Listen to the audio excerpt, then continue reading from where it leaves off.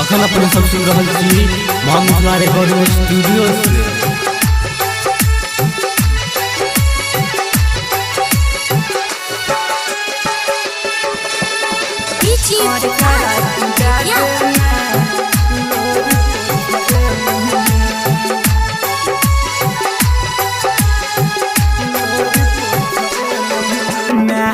दुनिया में भेल नहीं दै छो की कहबो तोरा मन मार के है छो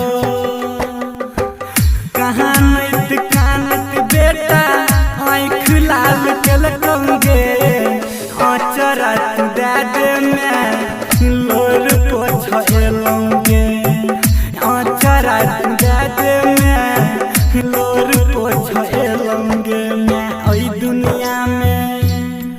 भेल नहीं दै छो की कहबो तोरा मन मार के है छो कहाँ नैत कानत बेटा आँख लाल केलकंगे आचरा दे दे में लोर पोछेलंगे आचरा दे दे में लोर पोछेलंगे।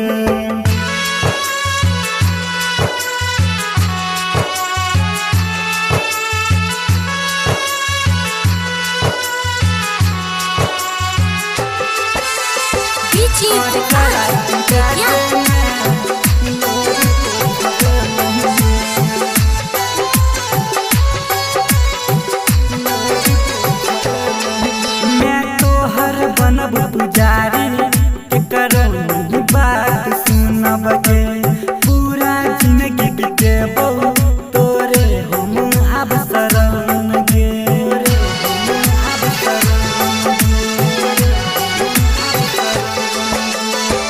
दुनिया बोलै छौ बहुते आँख सलोर में सुख लगे आचरा दे दे में लोर पोछेलंगे आचरा दे दे में लोर पोछेलंगे।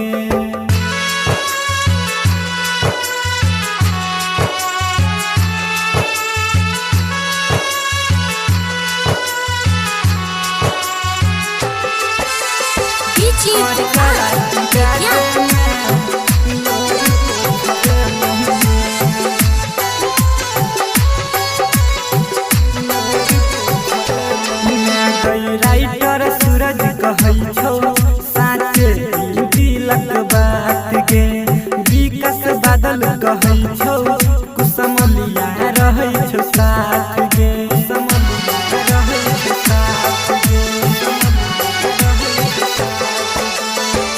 के करा बतेबै जननी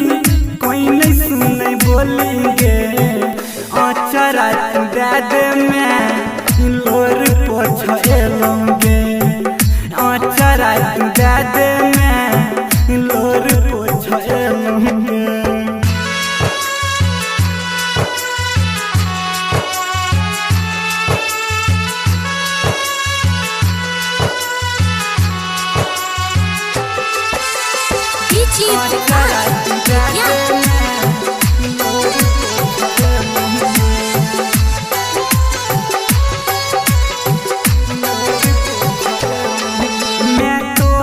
बनब पुजारी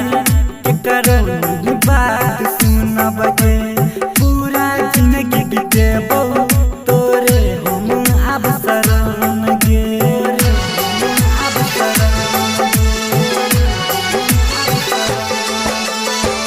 दुनिया बोलै छौ बहुते आँख सलोर में सुख लगे आचरा दे दे में लोर पोछेलंगे आचरा दे दे में लोर पोछ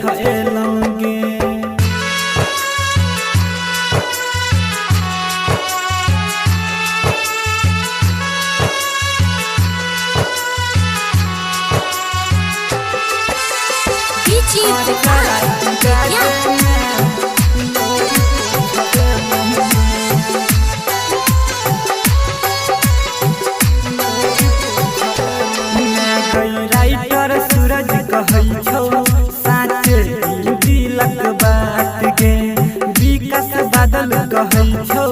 कुसमलिया रहै छौ साथ गे